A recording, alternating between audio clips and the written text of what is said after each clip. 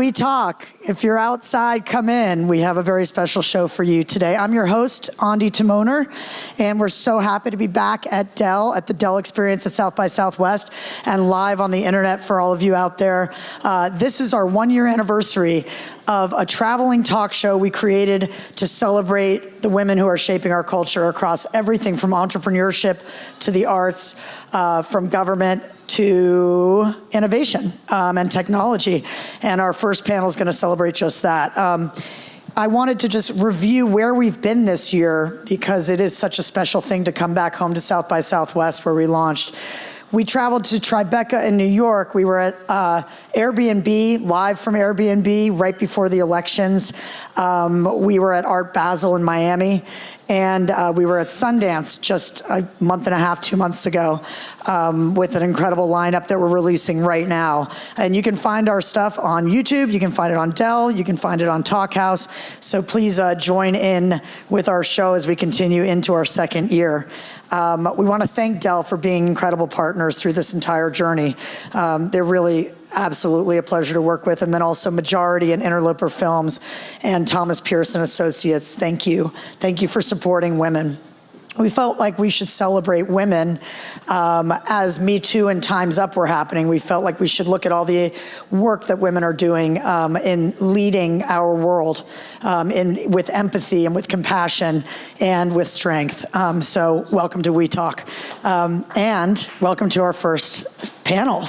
Hi, Nonny. Hi, Ondi. Great to see you. I'm so glad to see you. Yeah. We always have to meet in places like this.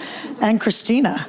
So we have an empty chair. It's not for Elijah. It's for Viridiana Martinez, who is running a little bit late, as happens at South by Southwest. I don't know if you've noticed that.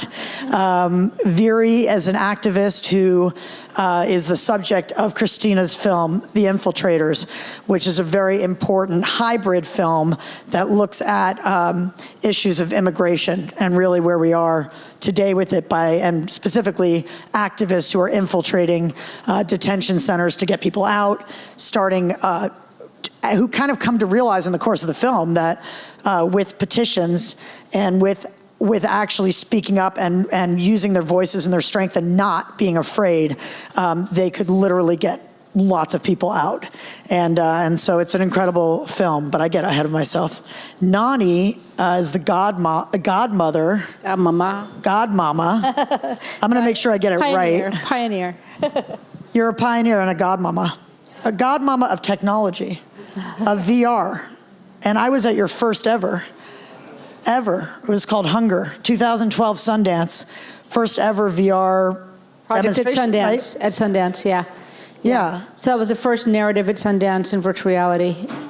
Ever, right. Ever, yeah. It was extremely moving to wait in line with other people in a food line in Los Angeles and see people collapsing from hunger around in this VR environment. It was very unsettling, and that's sort of what we were here to talk about today, is giving voice to the disempowered and how we can use new media, existing media in new ways to give voice to people who just don't have it right now and who are under duress from the government and other forces. So welcome both of you to the show, and congratulations on you won 2 Sundance Awards, didn't you? Yes, we did. Next. And Innovators? We were in the next section, and we got the Innovator Award, which is the Jury Award, and the Audience Award. Incredible. Yeah, wonderful. Congratulations. Thank you so much. Yeah. That's awesome. You're also DACA. Tell us about that. So I think that's Viridiana, who is Okay. DACA. Yeah, I'm documenting. You just grew up on the border and were always involved. So I grew up along the border, crossing back and forth, and I think there's a popular saying in Texas, we didn't cross the border crossed us.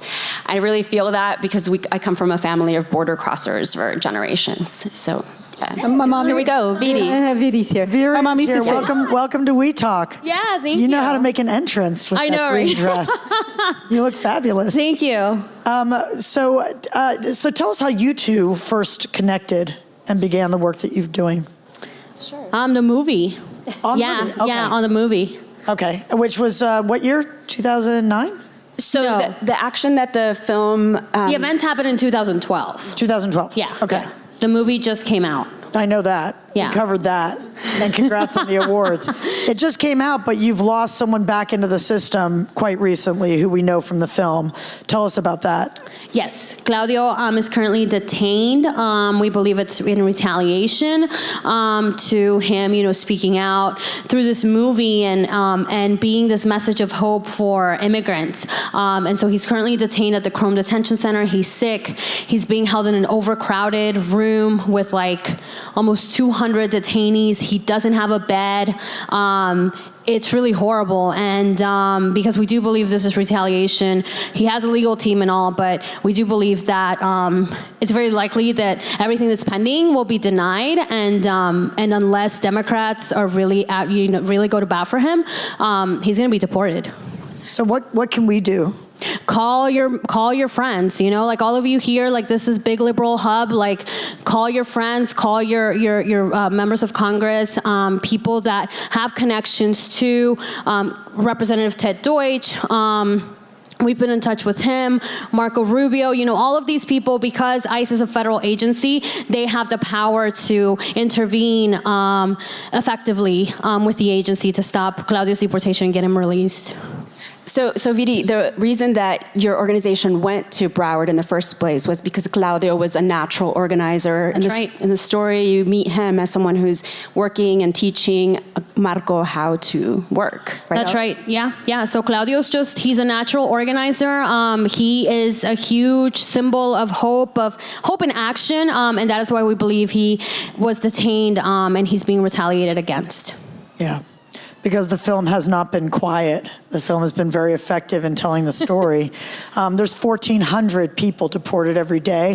This is a 136% increase in the amount of people that are being detained in the United States. It's as of 2017, it's 31,000 people, up from 13,000 people. And these are people being treated like criminals. I mean, you show this in obviously, to take us inside the detention center, Cristina, you use actors, and we go into this world that feels very much like prison, actually. That's right. In terms of the forum, the documentary camera is following Viridiana as she's preparing, as Marco's preparing. Well, mostly we see Viridiana kind of taking these stories that she's collected throughout her years of working deportation defense work and kind of embodying a narrative that she's presenting to Border Patrol in order to, it's almost like a reverse heist. And it's like, how do you break into jail instead of how do you break out? So she has to take on this role. And we were inspired by their creativity, the activist creativity with our own filmmaking style and just trying to understand, how do you show the invisible? How do you show something that you're not supposed to see, where you can't take your camera?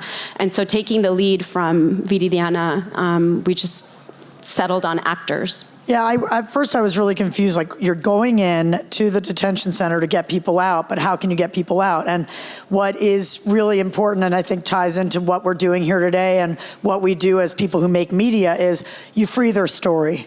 You take their story out from behind time, from behind walls, and you break it out. And Nonny, you nodded vehemently that it is about telling the story of the invisible. Tell us about that. Yeah, that's what Hunger in LA certainly started out with, which is that, the long food bank lines, nobody pays attention to them. The people who are hungry in this country are so invisible. So I wanted to put you on scene and have a visceral experience of what they're going through. And, when you talk about the detention and all of our issues around the border, I think, people don't realize how much money the contractors are making holding people every day. It's literally millions every single day when they hold people. So this is a, kind of sick form of capitalism that we're seeing. And I just want to, say that kind of an issue is very, very difficult to show. And, we have a border story project here as well. And I let people talk a little bit about just surely what those numbers mean and why, when a place like the National Butterfly Center is incredibly safe and there's nobody crossing there and there's no issue there, that it becomes part of this hype cycle and literally follow the money and see where the money's going. Yeah, it actually costs taxpayers in Washington $145 per day per person that's being held. I've heard for children it's $1,300 a day. So children, they make $1,300 a day per kid every day. So like now you're talking millions of dollars a day. Yeah, the number one group that profits is called the Geo Group. I don't know. Yeah, you know them. They run the facility that the Infiltrators went into. Yeah, and it's actually really interesting when you say follow the money is who they have given money to. And contrary to popular belief, it is not only Republicans that get money from these groups. I come from North Carolina, and when I dropped the ball that Congressman David Price took money from Corrections Corporation of America, everyone flipped out. But the truth is the truth. So Viri, you're a DACA recipient, right? Yes. Tell us about that. What does that mean? You have to renew every 2 years? Renew every 2 years means that I have to pay $495. I have to submit biometrics. I get a biometrics notice after I submit my renewal, and I have to go into this office, give them my fingerprints. They're going to run a very thorough background check, and then I will either be accepted or denied. And then in North Carolina, we have our driver licenses, which we had to fight for. They're labeled. They actually say in red letters, no legal presence, no lawful status. So that, so that we can be identified. So I know like different states that like kind of took up, those ways of identifying us. And Trump tried to dismantle DACA, but did not succeed. Yeah. Well, I mean, at least he said he did. I don't know behind the scenes what happened, but his $5.7 billion border wall is on its way. Yeah. Okay, so Nonny, back to you. You said you have a VR project that you're unveiling here at South by Southwest about this. Yeah, so really, we feel like we want to give voice to anybody out there who wants to talk about this issue, have feelings about this issue. It's really frustrating because, you can put up the phone and call, but to really get out there. So what we have launched here is an extension of all the work I've been doing all these years, and it's a tool set to let anybody make full walk-around VR very simply in the browser. It's called reach.love, and it's literally buttons and drag and drop. So what we have here are a couple of border stories, which we did with a newscaster, a guy from Spectrum News, and it's really low budgets to show you how you can make something of quality for really next to nothing. And then we're letting anybody who goes through the piece be captured, and then they're going to be dropped in volumetrically into the virtual reality environment, talking about their feelings about the border. So what we're hoping is we're going to have a compilation of voices of all the audience people who come through at South by, discussing their feelings about the border and all this kind of hype around border issues. So that's the goal of the project. And so I'm always trying to put people on scene, but now I also want to give people the tools to make those scenes themselves and make those stories themselves. Okay, so Nonny, just for those of you who are just joining us, is considered the godmother of VR. She is quite the pioneer, and her company is called Emblematic Group. And we actually have a piece of video that we can play so you can get a sense of what Nonny does. Great, thanks. The real VR pioneer, Nonny de la Peña. What if I could present you a story that you remember with your entire body and not just with your mind? So what'd you think? Oh, you're crying. With VR, virtual reality, I can put you on scene in the middle of the story. You get this whole body sensation. There's a bunch of cops here. They're like standing around, something's going on. Oh, right here. That's not cool. On the other side of a fence, there's all these people just like kicking and beating. We can have what I call this duality of presence, a real feeling as if you are in the middle of something that you normally see on TV news. So I started applying all these ideas, what I named immersive journalism. And we all know being there is the most important part of understanding almost anything that's happening. Along in a partnership with America's premier investigative documentary series, Frontline, who had incredible access on solitary confinement cells. What that is photogrammetry. And it's exact photographs of a cell You are walking around the exact cell, the exact footprint. You are in the room. This works so well for putting people on scene at real stories. So then what? You got to put the people in there. How do you do that? I can now put you in the room with somebody who is videotaped in volume. You can literally walk around them in a volumetric way. Wow. Yeah. So how much of this is, but in both cases, you're taking people into those worlds. You're taking people into places that we know we don't usually go. Is this the way of the future? Is this how we are going to have to tell stories from now on?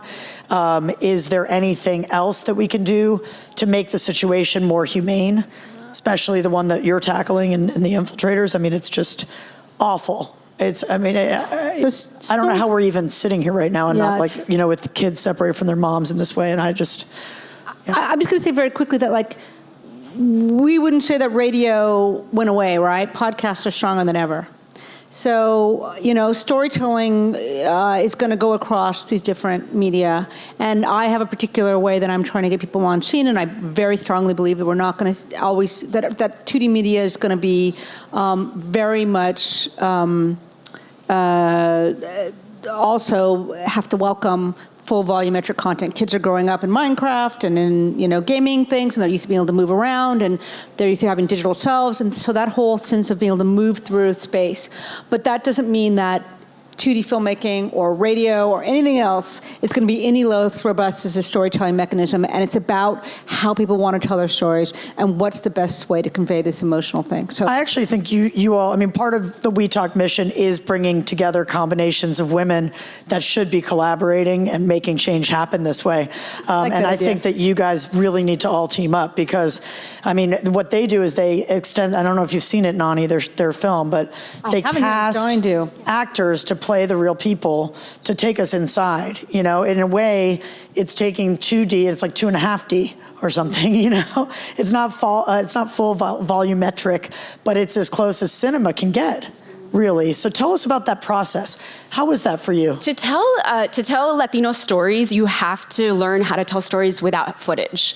We just don't have, when there is footage, we don't have access to it because other corporations own it and you have to pay for it. So you just learn to be creative, and what that means is that you have to embrace risk-taking, and in taking these risks, sometimes you're not telling the story in a commercial fashion or what you're considered is a typical storytelling fashion. So I guess what I'm pushing is what we accept as a storytelling language, right? So let's push the boundaries using our history, right, as inspiration, using your actions as inspiration. Let's push those storytelling boundaries. But what was your? No, it was about casting and about that. About casting. That was something. She's right. The idea of the buried Latino story is very. The world is kind of complicit with this. There was a big piece in the New York Times. I don't know if anybody saw this on lynchings of Latinos. So, the history of the lynching of the Latino community just isn't told. It just isn't known, and it's really horrific, and it's a big story. And we have to fight all the time to be able to get that kind of stuff across.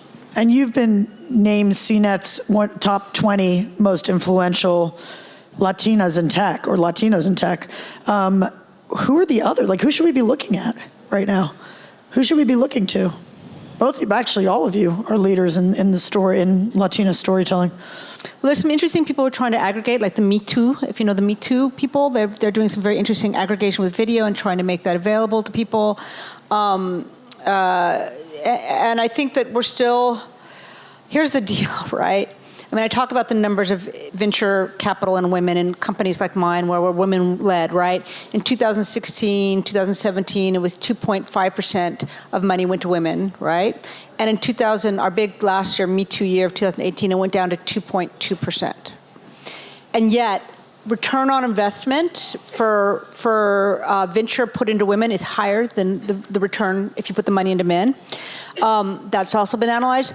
But if you're Latino or African American, then the numbers drop to 0.01.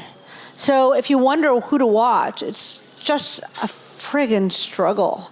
So if there's also another thing to say, like by supporting Latinos, we can support getting these stories out there, and we can humanize people and not let them, minimize our value as human beings in this country. And when I talk about 31,000 families being detained right now in over 200 detention centers across America, 3 out of 4 of those people are coming from countries like Honduras and Guatemala, where there's real danger, real violence, extreme poverty. They need help. We need to help each other. What can we do? Leave off as we have to finish the show. But what can we do? What can we do now? Right now, there's a crisis around this particular film and specifically, and there's somebody who's speaking out, risking his own freedom to talk about the abuses that he sees inside. So please support him. Go to infiltratorsfilm.com, and you can be led to petitions, and that's specifically with us. I mean, Vidi, do you want to talk about? Yeah, no, I mean, I think right now for us, the most urgent thing would be Claudio's, to help Claudio be released ASAP, hold Democrats accountable. I'm sorry if it's unpopular, but it's just the bottom line. A lot of this stuff is not new. This did not start under Trump. The caravan that you all know about now did not start under Trump. Trump brought attention to it. The Great Deporter. The wall, there's already a wall, you're in Texas, but please help us get Claudio out, because if we can get Claudio out, if we can use this movie to get him to win his freedom and be able to remain here with his family, with his grandson, he just had a grandbaby, that can set a precedent so that we can help other people, because if the stories of people who have been in the U.S. for like decades are not sympathetic enough and will not move politicians to do the right thing, then what can we expect for people who are just now arriving here? And I had 2009 in my head because that's when you started becoming an activist in this area. That's right. And you had you've created or a leader of the National Immigrant Youth Alliance. How do we support that? Yes, please check out. So the NIA, the National Immigrant Youth Alliance, is how we all connected across several states to start organizing under the Obama administration. But now we are continuing this work in different states and in different capacities. I am in North Carolina with Alerta Migratoria, and you can just check out infiltratorsfilm.com. You can check out our bios and see where you can go to continue supporting our work. And we'll post the link at WeTalk as well. Thank you all for coming on the show. You're such an inspiration. Thank you. It's a pleasure to be with you. Appreciate it. Yes.